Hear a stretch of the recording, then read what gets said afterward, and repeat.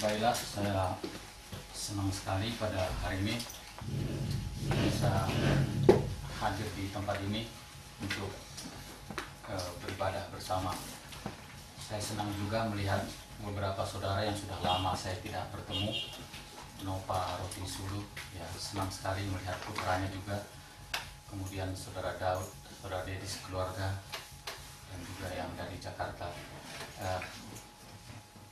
Kita tahu kadang-kadang sebenarnya pertemuan apa sebenarnya yang paling menarik di dalam kehidupan kita, yaitu pertemuan ketika kita sebagai saudara seiman bisa berhimpun seperti ini, saling menguatkan satu dengan yang lain.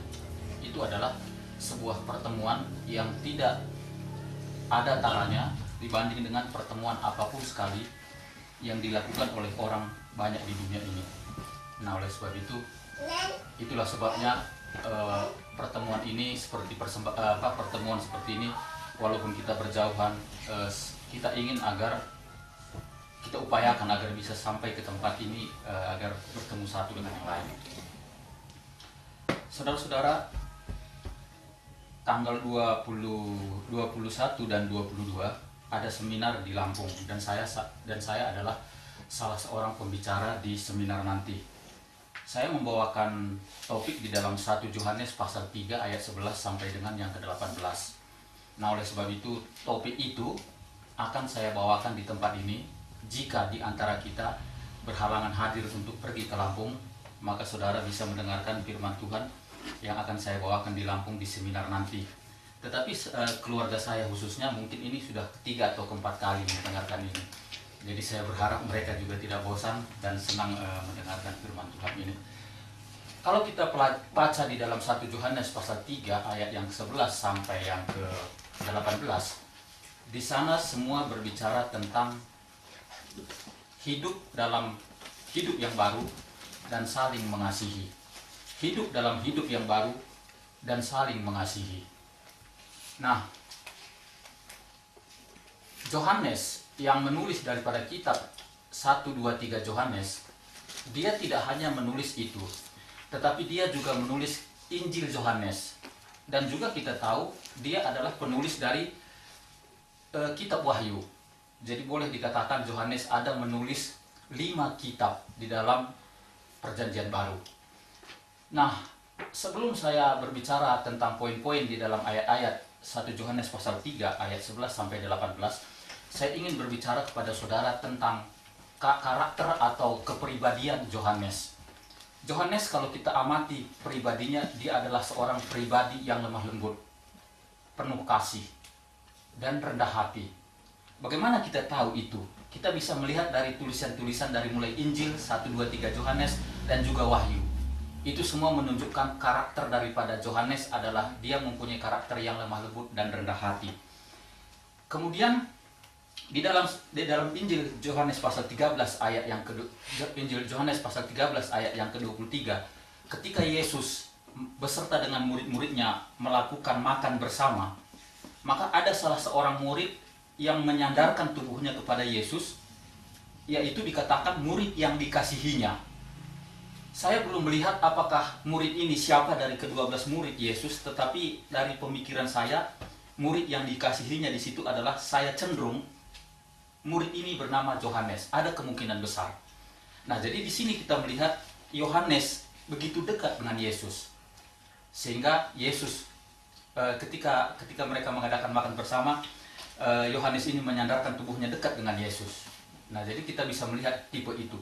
Nah, kalau kita belajar daripada tipe manusia, karakter manusia, kepribadian manusia, maka secara psikologi setidaknya ada 4 yang pernah ditemukan oleh para ahli tentang kepribadian manusia. Mungkin kita pernah mendengar itu ada melankolis, ada sanguin, ada koleris, ada pragmatis. Nah, ini adalah sifat-sifat karakter manusia secara pribadi. Dan kalau kita pelajari di dalam kehidupan manusia pada hari ini, itu ada. Dan kalau kita bandingkan dengan Alkitab, ternyata itu ada. Contoh umpamanya, kalau tadi saya berkata Yohanes adalah sifat yang lemah lembut, ya kan? Kemudian apakah ada karakter yang berkontradiksi atau karakter yang bertolak belakang dengan Yohanes? Mungkin kita setuju kalau Petrus. Mungkin saudara pernah mengingat ketika Yesus akan dihadapkan ke mahkamah agama, apa dikatakan oleh Petrus? Mati pun demi Tuhan saya siap. Tetapi apakah Petrus sebagai seorang yang berkata berani seperti itu, bertanggung jawab atas apa yang dia katakan? Tidak. Buktinya ketika ada beberapa orang bertanya kepada Petrus siapa Yesus, dia menyangkal.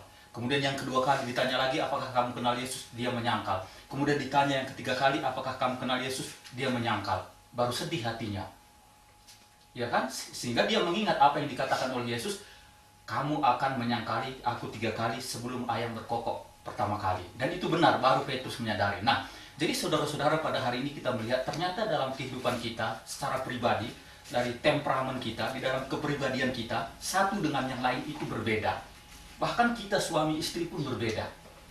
Nah, maka oleh sebab itu, kalau seumpamanya si istri adalah tipe yang lemah lembut, lebih sabar, dia lebih cenderung kepada Yohanes, maka suami kadang-kadang bertipe seperti Petrus. Maka seperti mobil.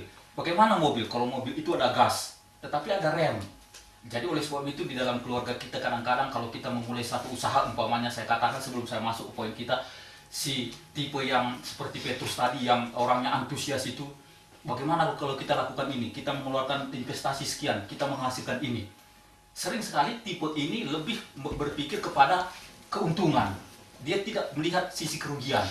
Tetapi si tipe yang satunya, tipe si istri tadi yang lebih lemah lembut ini tadi, dia lebih hati-hati, memperhitungkan, tidak seantusias itu membuat keputusan. Sehingga kalau di dalam keluarga kita seperti itu, satu gas, satu rem, itu sudah bagus. Jadi ketika Tuhan menciptakan manusia berbagai-bagai bentuk kepribadian, ada yang lemah lembut, ada yang antusias, tanpa berpikir panjang memutuskan sesuatu, itu berguna. Itu berguna. Jadi saudara-saudara di dalam keluarga kita pun seperti itu. Mungkin begitu. Nah, jadi kadang-kadang kita sebagai suami lebih antusias tetapi istri tidak. Nah, itu bagus. Dan itu Tuhan menempatkan kita di dunia seperti itu.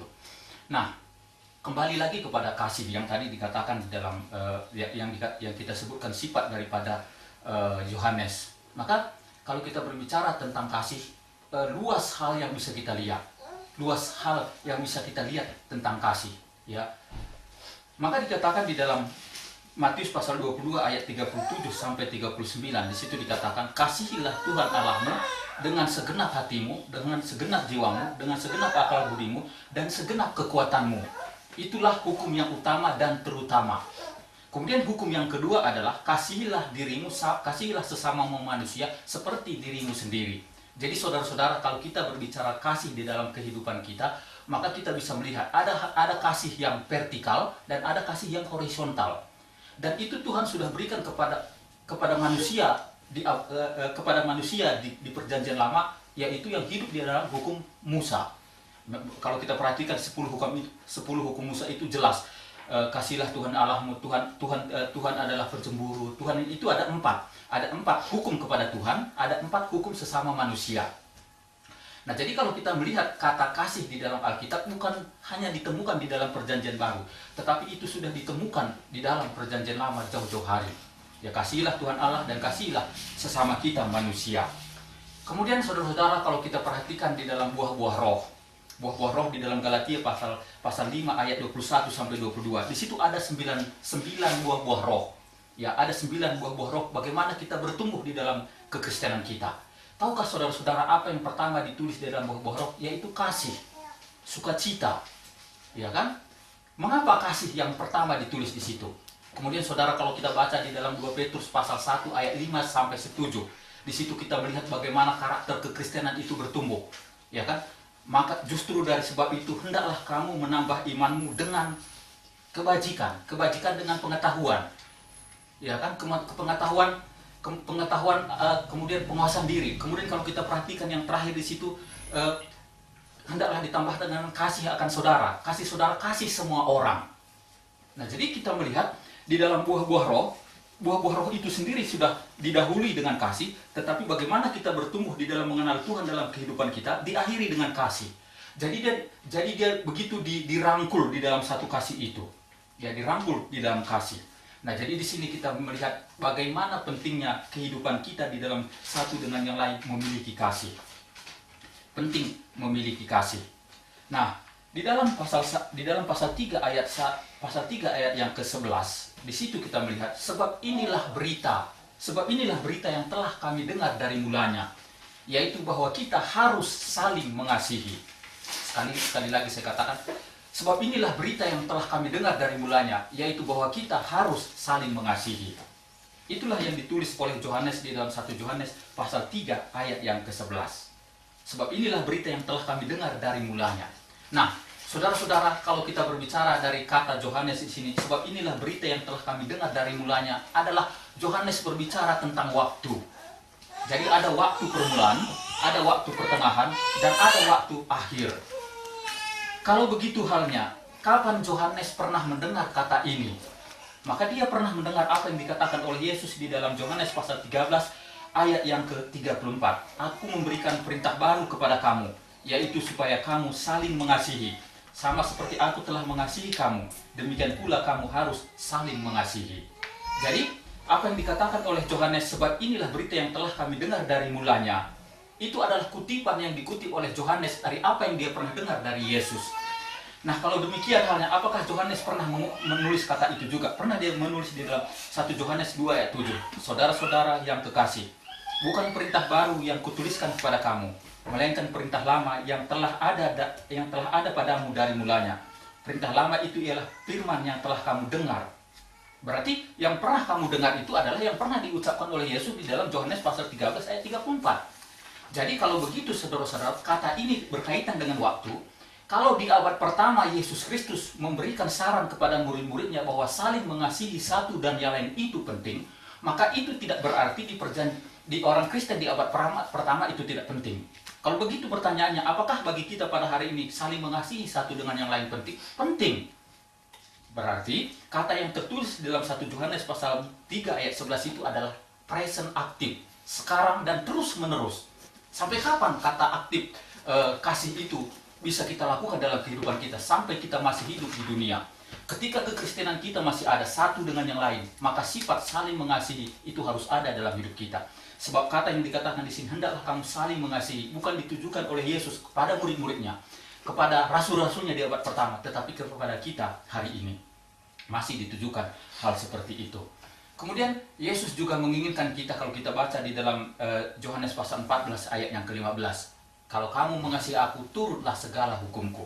Ini berarti kita harus mengerti kasih itu adalah menuruti hukum Kristus secara terus-menerus. Dan kita harus tunduk di dalam dia karena dia adalah pemberi hukum kepada kita. Bukan seperti Kain yang berasal dari si jahat dan yang membunuh adiknya. Dan mengapakah ia membunuh adiknya? Sebab segala perbuatannya jahat dan perbuatan adiknya benar. Itu adalah ayat yang ke-12 1 Yohanes pasal yang ketiga. Di situ dikatakan oleh penulis kitab 1 Yohanes, bukan seperti Kain yang berasal daripada si jahat, yang sudah membunuh adiknya. Dan mengapakah dia membunuh adiknya? Sebab semua perbuatannya jahat dan perbuatan adiknya benar. Saudara-saudara, kalau saja ada kasih di dalam kehidupan Kain dan Habil, ketika mereka masing-masing memberikan persembahan kepada Tuhan, kalau persembahan Kain tidak terima oleh Tuhan, tetapi kalau dia mempunyai kasih dalam kehidupannya, dia tidak akan menjadi gelap mata dan membunuh adiknya. Tetapi oleh karena dia tidak ada kasih di dalam dirinya, sehingga dia membunuh adiknya, dan dia iri karena adiknya memberikan persembahan kepada Tuhan, diterima oleh Tuhan, tetapi persembahan Kain tidak diterima oleh Tuhan. Pelajaran apa yang bisa kita ambil dari kehidupan Kain dan Habil? Tentu banyak sekali. Saya mengambil contoh kepada kita di perjanjian lama satu dan di perjanjian baru satu. Apa yang terdapat di dalam perjanjian baru, di perjanjian lama, di mana mereka menggunakan kasih dan mereka mempunyai perbedaan pendapat, tetapi mereka bisa selesaikan dengan baik. Kalau saudara baca di dalam Kejadian pasal 13, kita tahu ketika Tuhan meminta Abraham meninggalkan negerinya ke suatu negeri yang tidak pernah dia tahu, Tuhan memberkati Abraham. Tidak hanya diberkati oleh Tuhan berupa materi, emas, perak, dan segala macam, tetapi Tuhan memberkati berupa hewan, ternak.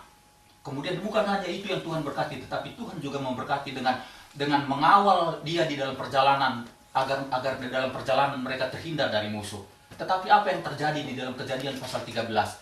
Abraham yang mempunyai seorang ponakan yang namanya Lot, anak daripada salah satu saudara Abraham, ikut serta di dalam perjalanan itu, juga diberkati oleh Tuhan. Dan kedua keluarga ini diberkati berupa hewan ternak di dalam keluarga mereka. Kemudian karena wilayah itu sudah terbatas, maka antara pekerja-pekerja Abraham dan pekerja-pekerja Lot ini saling bertengkar. Karena mereka ingin menyenangkan majikannya. Dengan kata lain, kalau kita perhatikan di situ, ternak mereka sudah saling tidak terkenal satu dengan yang lain, tidak saling mengenal satu dengan yang lain. Karena ternak itu begitu banyak, tetapi lahannya sudah terbatas. Tetapi apa yang dilakukan oleh Abraham sebagai seorang yang paling tua, sebagai seorang orang tua yang dia mempunyai ponakan kepada Lot, dia katakan, Lot, mari ke sini. Lihat, padang ini luas, pilih. Kalau kamu pilih ke kiri, aku pilih ke kanan. Kalau kamu pilih ke kanan, aku pilih ke kiri. Akhirnya Lot memilih ke salah satu untuk dia hidup beserta dengan ternak dan seluruh keluarganya. Dan kita tahu akhir cerita daripada Lot memang tragis. Ya, tragis karena dia tinggal berdekatan dengan Sodom dan Gomora dan seluruh ternak, bahkan istrinya menjadi korban. Itu adalah pilihan dia. Tetapi Abraham ketika membuat pilihan kepada Lot dan dirinya sendiri, dia sangat adil. Kenapa dikatakan oleh Abraham dia membuat pilihan? Dia berkata, karena kita sebagai kerabat tidak baik saling bertengkar. Nah, saudara-saudara, pada hari ini ada satu pelajaran yang bisa kita ambil daripada kehidupan Abraham dan Lot. Mereka memahami arti kerabat. Mereka memahami arti saudara. Di ayat berikutnya nanti kita bahas apa itu dikatakan saudara, ya kan? Mereka memahami. Itu di dalam perjanjian lama. Kemudian kalau kita lihat di dalam perjanjian baru, kalau saudara baca di dalam Kisah Rasul pasal yang ke-15, di situ dimulai perjalanan, di situ kita melihat di mana Paulus dan Barnabas sudah menyelesaikan perjalanan misi mereka yang pertama. Ya kan? Di dalam misi mereka yang pertama ini, mereka masing-masing membawa teman, yaitu Silas dan Markus yang disebut Yahya. Kemudian saudara-saudara, kita tahu Yahya yang dipanggil Markus ini di dalam pekerjaan menyebarkan Injil bersama dengan Paulus dan Barnabas, dia tidak setia. Mungkin Yahya yang disebut Markus ini masih muda, sehingga dia masih terpengaruh dengan perilaku kemudaannya. Sehingga Paulus berkata, untuk melanjutkan perjalanan kedua, Paulus berkata kepada Barnabas, tidak baik membawa serta kembali Markus di dalam perjalanan kedua. Sebab di dalam perjalanan kedua dia sudah tidak setia di dalam pekerjaan kita. Kemudian apa yang dikatakan oleh Barnabas? Tetap harus dibawa. Kemudian di ayat yang ke-39, ayat 39 di dalam Kisah Rasul pasal yang ke-15 itu kita perhatikan di situ. Di situ terjadi perdebatan yang tajam. Dikatakan di situ terjadi perdebatan yang tajam. Di sini kalau kita bahas ayat itu, mungkin saudara Daud nanti akan melihat lebih jauh tentang kata itu. Di situ dikatakan terjadi perdebatan yang panjang. Seperti apa saudara-saudara? Mungkin kalau kita perhatikan pada hari ini, kita sebagai saudara pernah juga terjadi perdebatan yang panjang satu dengan yang lain. Bahkan mungkin Paulus di sini mengutip ayat. Dia katakan kalau menjadi seorang penginjil itu harus setia. Bukankah begitu dikatakan oleh firman Tuhan? Mungkin juga Barnabas mengutip ayat. Mungkin Barnabas juga mengutip ayat. Bukankah kita dikatakan oleh Tuhan sabar satu dengan yang lain? Ada kemungkinan menurut penulis yang pernah saya baca, kedua orang ini adu argumen untuk membenarkan diri mereka masing-masing untuk membawa serta Barnabas atau tidak. Akhirnya saudara-saudara kita tahu, Paulus membawa serta Silas, tetapi Barnabas membawa Markus yang disebut Yahya. Mereka berjalan. Nah, kalau kita perhatikan kedua orang ini mempunyai perbedaan pendapat, tetapi bukan dalam perbedaan pendapat yang bersifat hukum yang bisa menyelamatkan kita atau tidak. Baik dari tadi Abraham, apakah mereka salah memilih ke kiri atau kanan? Tidak. Apakah Paulus dan Barnabas salah memilih atau memilih turut serta Markus atau tidak? Tidak juga masalah. Jadi apa yang menjadi pilihan mereka berdua bukan masalah prinsip. Bukan masalah prinsip apakah kalau dilakukan salah atau tidak. Tetapi demi kebaikan bersama mereka memilih jalan masing-masing untuk melakukan itu. Nah, bagaimana kita tahu? Bagaimana kita tahu contoh Barnabas dan Paulus ketika mereka melakukan perdebatan yang tajam di ayat yang ke-39 itu, mereka bukan berbicara masalah prinsip. Di dalam Kolose pasal 4 ayat yang ke-10, di situ Rasul Paulus berkata, terimalah Barnabas, terimalah Markus, kemenakan Barnabas. Ya kan? Terimalah dia, dikatakan oleh Paulus kepada orang Kolose. Ini berarti Apa yang menjadi pertikaian mereka, apa yang menjadi perdebatan mereka ketika itu, bukan perdebatan masalah prinsip, apakah selamat atau tidak. Tetapi demi kebaikan mereka memilih itu. Tidak mungkin Paulus memberikan kata-kata itu kepada orang Kolose kalau mereka ketika dengan Paulus dan Barnabas mempunyai prinsip yang sangat mendasar, bukan itu. Nah, jadi saudara-saudara, kita melihat seperti itu. Tetapi alangkah baiknya kalau tadi mereka ini bisa berjalan bersama, bersinergi. Saudara-saudara tahu apa itu bersinergi? Begini, tangan saya ada dua. Kalau tangan saya satu ini bisa mengangkat barbel seberat 6 kilo, ya kan? Kemudian tangan kiri saya bisa mengangkat barbel 6 kilo. Kalau saya padukan tangan saya keduanya, itu bisa mengangkat 20 kilo. Itulah arti sinergi, disinergikan. Ya kan, disinergikan sehingga kuat.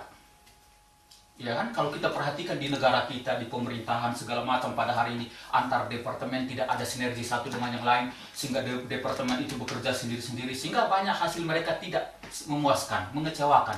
Kenapa? Karena tidak sinergi satu dengan yang lain. Pada hari ini pun kita di dalam jemaat, ya kan, mungkin kita di dalam memberitakan firman Tuhan, si A mempunyai teman, tetapi dia tidak bisa mengajarkan firman Tuhan secara detail, tetapi dia bisa membujuk orang lain. Tetapi si A bisa mengajarkan ayat demi ayat. Ini adalah suatu sinergi. Dan itu kita butuhkan. Nah, tetapi kadang-kadang tidak demikian. Harus dimengerti. Dan kita melihat situasi tidak demikian. Tetapi Paulus berkata, biarlah kita saling mengasihi dan saling menguatkan satu dengan yang lain. Dan itu lebih baik. Kemudian ayat yang kedua. Ayat yang ketiga. Ayat yang ketiga. Janganlah kamu heran, saudara-saudara, apabila dunia membenci kamu. Jikalau dunia membenci kamu, ingatlah bahwa ia telah lebih dahulu membenci aku daripada kamu. Sekiranya kamu dari dunia, tentulah dunia mengasihi kamu sebagai miliknya. Tetapi karena kamu bukan dari dunia, melainkan aku telah memilih kamu dari dunia, sebab itulah dunia membenci kamu. Ingatlah apa yang telah kukatakan kepadamu. Seorang hamba tidaklah lebih tinggi daripada tuannya. Jikalau mereka telah menganiaya aku, mereka juga akan menganiaya kamu. Jikalau mereka telah menuruti firmanku, mereka juga akan menuruti firmanku. Barang siapa mendengarkan kamu, ia mendengarkan aku. Dan barang siapa menolak kamu, ia menolak aku. Dan barang siapa menolak aku, ia menolak dia yang mengutus aku. Aku telah memberikan firmanku kepadamu. Aku telah memberikan firmanku kepada mereka dan dunia. Dunia membenci mereka karena mereka bukan dari dunia, sama seperti aku bukan dari dunia. Kutipan ini kita bisa lihat dalam Yohanes 15 ayat 18 sampai 20, Lukas 10 ayat 16 dan juga Yohanes 17 ayat yang keempat. Di sini kita lihat saudara-saudara perkataan janganlah heran. Bagaimana kita berkata kalau kita berkata sesuatu di sini dikatakan janganlah heran. Kata apa yang kita lihat, ya? Kata apa yang kita bisa katakan di sini, saudara-saudara? Janganlah heran. Saya punya cerita. Barangkali saya ingin ceritakan kepada saudara-saudara kata heran, ya, kata heran, takjub, ya kan? Bulan Mei lalu, ya, kami sekeluarga berkesempatan berjalan-jalan ke Singapura. Kemudian saudara-saudara tahu Singapura, terutama Jakarta itu perbandingannya juga bertolak belakang sekali. Kebersihan, tertib lalu lintasnya, keamanan. Ketika kami berkunjung di sana, kami berkata, wow, ini Singapura. Ya kan, ada kata-kata wow yang mengagumkan, yang kaget. Jadi dikatakan oleh Johannes ini dalam bahasa Inggrisnya do not marvel, ya kan, jangan heran, do not amazing, ya. Jangan merasa kagum gitu kira-kira, jangan heran. Janganlah heran, saudara-saudara, apabila dunia membenci kamu. Jelas dunia membenci kita. Sebab ketika kita berkata tentang kebenaran, banyak dunia yang tidak bisa menerima hal itu. Kemudian dikatakan begitu, saudara-saudara.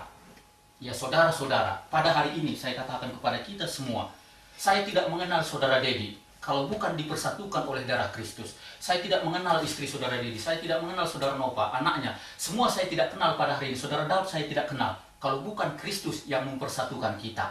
Kita dipersatukan dan kita saudara-saudara. Saudara-saudara, apa yang digunakan oleh Tuhan untuk mempersatukan kita? Apakah korban dunia ini? Apakah dia memberikan dunia ini seluruhnya dan ini menjadi penebusan daripada untuk menebus hubungan kita satu dengan yang lain dalam bersaudara? Tidak. Dia sudah memberikan anaknya satu-satunya, mencurahkan darahnya, mengorbankan tubuhnya untuk kita. Nah, oleh sebab itu, kalau saya bersaudara, ada istri saya, anak-anak saya pada hari ini, syukur kami bersaudara secara iman, tetapi saya punya saudara yang saudara sedaging. Apakah saya punya pengharapan seperti dia? Tidak. Kalau begitu, dengan siapa saya punya pengharapan kalau di kehidupan yang kekal nanti, di mana Tuhan itu janjikan kepada saya? Dengan saudara. Saudara Daud, saudara Dedi, semua. Saya tidak punya kehidupan yang kekal dengan saudara-saudara sedaging saya. Tidak ada. Jadi saudara-saudara, kalau kita perhatikan kata saudara-saudara yang disebutkan oleh Yohanes di dalam ayat ini, dia mempunyai pengertian yang dalam. Perlu kita resapi, perlu kita renungkan. Ternyata Tuhan mempersatukan kita, memberi nama kepada kita saudara-saudara, bukan melalui pengorbanan yang kecil, tetapi besar. Dan itu nilainya besar. Nah, oleh sebab itu kita mempunyai hubungan, saudara-saudara, punya pengharapan, kehidupan yang kekal. Ya kan? Mempunyai pengharapan kehidupan yang kekal. Kemudian ayat yang ke-5. Ayat yang ke-4. Kita tahu bahwa kita sudah berpindah dari dalam maut ke dalam hidup, yaitu karena kita mengasihi saudara kita. Barang siapa tidak mengasihi, ia tetap di dalam maut. Jadi siapa yang ada di dalam Kristus, ia adalah ciptaan baru. Yang lama sudah berlalu, sedangkan yang baru telah datang. Saudara-saudara, kira-kira ayat ini menjelaskan kepada kita. Beberapa tahun yang lalu, pemerintahan negara kita mengadakan transmigrasi dari Pulau Jawa ke Sumatera, dari Pulau Jawa ke Kalimantan. Kata yang dikatakan oleh Yohanes di sini, kita sudah dipindahkan dari dalam maut ke dalam hidup. Artinya adalah ada satu perpindahan dari satu tempat ke tempat yang lain. Sebagai contoh tadi saya katakan ada perpindahan dari Pulau Jawa ke Pulau Sumatera, transmigrasi, ditranskan. Kalau saya katakan di bank itu ditransfer. Saya transfer duit dari Jakarta ke Bandung, itu pindah tempat. Dan berapa persen pindahnya? Semua. Kalau saya kirim duit dari Jakarta ke Bandung ini 100 juta, berarti pindah dari rekening saya ke rekening yang saya pindahkan ke Jakarta 100 juta. Jadi kalau saudara-saudara pernah mendengar ada dalam istilah di dalam otomotif itu all new. Jadi contoh bukannya all new Avanza. All new Avanza. Jadi Avanza itu yang tadinya lama itu sudah berubah yang baru. Lampunya berubah, bentuk kacanya, spionnya berubah, semua berubah 100%. Sehingga apa tadi yang dikatakan oleh Paulus di dalam 2 Korintus pasal 5 ayat 7, jadi siapa yang ada di dalam Kristus, ia adalah ciptaan baru, yang lama sudah berlalu, sesungguhnya yang baru telah datang. Jadi ketika kita sudah dipanggil oleh Tuhan hidup di dalam kasih, maka kita adalah hidup di dalam maut, dan kita mempunyai pengharapan hidup yang baru. Itulah dikatakan oleh Tuhan kepada kita di dalam ayat yang keempat. Kemudian ayat yang kelima. Setiap orang yang membenci saudaranya adalah seorang pembunuh manusia. Dan kamu tahu bahwa tidak ada seorang pembunuh yang tetap memiliki hidup yang kekal di dalam dirinya. Tidak ada seorang pembunuh memiliki hidup yang kekal di dalam dirinya. 1 Yohanes pasal 3 ayat yang ke-15. Matius 5 ayat 21-22. Kamu telah mendengar yang difirmankan kepada nenek moyang kita, jangan membunuh. Siapa yang membunuh harus dihukum. Tetapi aku berkata kepadamu, setiap orang yang marah terhadap saudaranya harus dihukum. Siapa yang berkata kepada saudaranya kafir harus dihadapkan ke mahkamah agama. Dan siapa yang berkata jahil harus diserahkan ke dalam neraka yang menyala-nyala. Iblis yang menjadi bapamu dan kamu ingin melakukan keinginan-keinginan bapamu. Ia adalah pembunuh manusia sejak semula dan tidak hidup dalam kebenaran. Sebab di dalam dia tidak ada kebenaran. Apabila ia berkata dusta, ia berkata atas kehendaknya sendiri. Sebab ia adalah pendusta dan bapa segala pendusta. Saudara-saudara, ketika kita hidup di dalam hidup yang baru dan memiliki kasih, maka dikatakan oleh Yohanes tadi, jika seseorang tidak memiliki kasih dalam kehidupannya, maka dia dikatakan sama seperti seorang pembunuh manusia. Itu berbeda dengan hukum secara dunia pada hari ini. Kalau pada hari ini seorang datang, ya, si A datang ke kantor polisi, Bapak saya tadi sudah membunuh seseorang. Polisi tidak percaya. Polisi harus mencari bukti dan saksi, karena tidak bisa menjatuhkan vonis kepada seseorang. Kalau seorang pelapor saja datang kepada penyelidik, nggak bisa. Harus ada bukti dan harus ada saksi. Tetapi firman Tuhan katakan, kalau kita membenci saudara kita, maka kita sudah sama seperti seorang pembunuh. Itu tajam sekali saudara-saudara. Ya kan? Maka kalau kita perhatikan ayat ini begitu kuat yang dikatakan oleh Yohanes kepada kita. Kalau kita sudah berpikiran jelek, ya kan, kita berkatakan saudara kita kafir tadi dikatakan, kita harus sudah dihadapkan ke mahkamah agama. Tapi secara dunia tidak demikian. Jadi di sini kita melihat bahwa apa yang dilihat oleh manusia itu tidak demikian yang dilihat oleh Tuhan. Yang dilihat oleh Tuhan hati kita. Nah, itu adalah hal yang penting. Kemudian ayat yang ke-6, demikianlah kita ketahui kasih Kristus, yaitu bahwa ia telah menyerahkan nyawanya untuk kita. Demikianlah kita ketahui kasih Kristus, bahwa ia telah menyerahkan nyawanya untuk kita. Yohanes pasal 3 ayat yang ke-16 di situ dikatakan, begitu besar kasih Allah akan dunia ini, sehingga ia setelah mengaruniakan anaknya yang tunggal, sehingga barang siapa yang percaya akan dia tidak akan dihukum, melainkan beroleh hidup yang kekal. Ya kan, melainkan beroleh hidup yang kekal. Hendaklah kamu dalam hidupmu bersama menaruh pikiran, perasaan yang terdapat juga dalam Kristus Yesus. Kira-kira apa yang dimaksud oleh 1 Yohanes pasal 3 ayat yang ke-16 tadi? Karena Tuhan sudah menyerahkan anaknya untuk kita, maka dikatakan hendaklah kita menaruh pikiran dan perasaan yang terdapat juga dalam Kristus Yesus. Saya sebagai orang tua berpikir begini, ketika anak saya terjatuh atau tertindih batu, maka yang saya inginkan saudara-saudara itu tidak terjadi kepada dia, tetapi saya ingin terjadi kepada saya. Saya ingin mengambil bagian kesakitannya.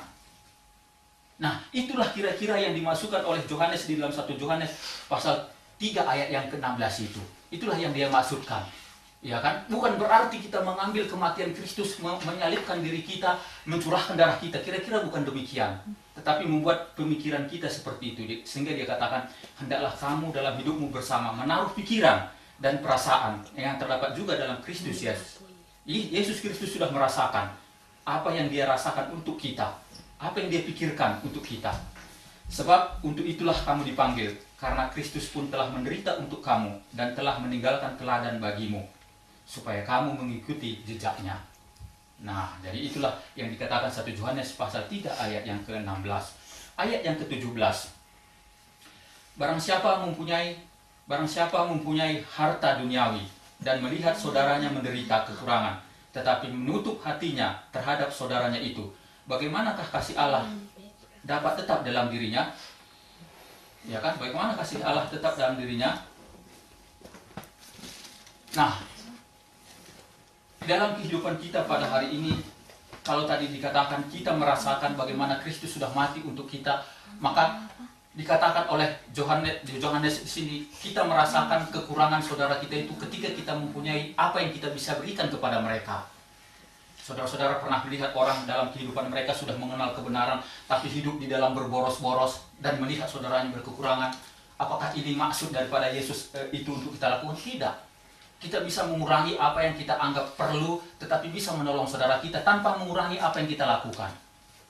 Kita mungkin biasanya suka umpamanya membeli barang yang mewah-mewah dan itu tidak terlalu berguna untuk kita. Apakah itu bisa kita kurangi dengan membeli secukupnya kepada kita dan sisa dari duit itu bisa kita bantu kepada saudara kita? Yohanes mengatakan demikian. Barang siapa mempunyai harta duniawi dan melihat saudaranya menderita kekurangan, tetapi menutup pintu hatinya terhadap saudaranya itu, bagaimanakah kasih Allah dapat tetap di dalam dirinya? Saudara mengingat kedua anak di dalam perumpamaan, satu anak yang hilang, kemudian dia meminta bagiannya kepada bapaknya. Bapaknya melihat dia tidak mempunyai dan dia berikan. Kemudian apa yang terjadi ketika anak ini pergi berpoya-poya menghabiskan uang itu? Dia pulang. Apa yang dilakukan oleh bapaknya? Bapaknya berkata, tetapi ayah itu berkata kepada hamba-hambanya, lekaslah, bawa kemari jubah yang terbaik, pakaikanlah itu kepadanya, dan kenakanlah cincin pada jarinya, dan sepatunya pada kakinya. Apakah si bapak dan anak yang satu ini mempunyai kelebihan? Iya. Apakah dia melihat saudara yang berkekurangan? Iya. Apa yang dia lakukan? Pakailah bajunya yang bagus dan berikanlah itu kepada dia. Saudara-saudara, kita mengingat di dalam Matius pasal 7 ayat 21 sampai ke 23. Bukan setiap orang yang berseru kepadaku, Tuhan, Tuhan, akan masuk ke dalam kerajaan surga. Hanya dia yang melakukan kehendak Bapakku yang di surga. Pada akhir zaman banyak orang akan berkata, bukankah dengan nama Tuhan kami menyembuhkan orang? Bukankah dengan nama Tuhan kami mengadakan mujizat? Bukankah dengan nama Tuhan kami membagikan orang? Apa jawab Yesus di ayat yang ketiga? Nyahlah daripada aku, hai kamu yang melakukan kejahatan. Tapi apa yang dikatakan oleh Yesus di dalam Injil? Saat kapan kami melihat Tuhan di dalam kelaparan sehingga kami memberi makan? Saat kapan kami melihat Tuhan di dalam terpenjara sehingga kami menjenguk Tuhan? Saat kapan kami melihat Tuhan di dalam kelaparan sehingga kami memberi makan? Maka kata Yesus, ketika kamu melakukan sesuatu yang terkecil ini kepada saudaraku, apa kira-kira saudara yang saya masukkan di dalam Matius 7, 21-23 dan ayat yang juga kita bisa lihat di dalam Injil. Yang Yesus katakan, yang dimana murid-muridnya berkata, kapan kami melihat Tuhan dalam keadaan bertelanjang? Kapan kami melihat Tuhan dalam keadaan lapar sehingga kami beri makan? Kapan kami melihat Tuhan seseorang asing sehingga kami beri tumpangan? Yesus mengatakan, ketika kamu melakukan yang terkecil kepada saudaraku ini, artinya adalah orang di dalam Matius pasal 7 ayat 21 dan seterusnya itu tadi melihat bahwa mereka melakukan sesuatu yang besar dan itu dipermuliakan oleh Tuhan. Salah ternyata. Ternyata Tuhan katakan itu salah. Nah, di dalam kekristenan kita pada hari ini juga kita kadang-kadang banyak orang melihat sesuatu yang besar saja tetapi mengabaikan yang kecil. Ya kan, tetapi Yesus mengatakan, barang siapa melihat saudaraku yang kecil ini dan memperhatikannya, dia sudah melakukan kepadaku. Jadi saudara-saudara, di sekeliling kita, di sekitar kita banyak orang yang berkekurangan untuk kita berikan dan itu berguna bagi mereka. Yakobus pasal 2 ayat 15 dan 16 dikatakan, jikalau seorang saudara atau saudari tidak mempunyai pakaian dan kekurangan makanan sehari-hari, dan seorang dari antara kamu berkata, selamat jalan, kenakanlah kain panas dan makanlah sampai kenyang, tetapi ia tidak memberikan kepadanya apa yang perlu bagi tubuhnya, apakah gunanya itu? Nah, jadi kembali lagi seperti Jonas katakan, seperti Yakobus katakan, kalau kita mempunyai iman, tetapi iman kita tidak berbuat, tidak ada tindakan, maka dikatakan itu sama saja tidak berbuat apa-apa. Nah, jadi saudara-saudara, pada hari ini saya senang sekali membawakan firman Tuhan kepada kita di dalam 1 Yohanes pasal yang ketiga ayat 11 sampai yang ke-18, di mana intinya di situ adalah hidup dalam hidup yang baru dan mengasihi satu dengan yang lain. Saya berharap firman Tuhan ini menguatkan kita lagi untuk kita lebih dekat lagi kepada Tuhan di dalam sisa hidup kita setiap hari. Tuhan memberkati. Amin.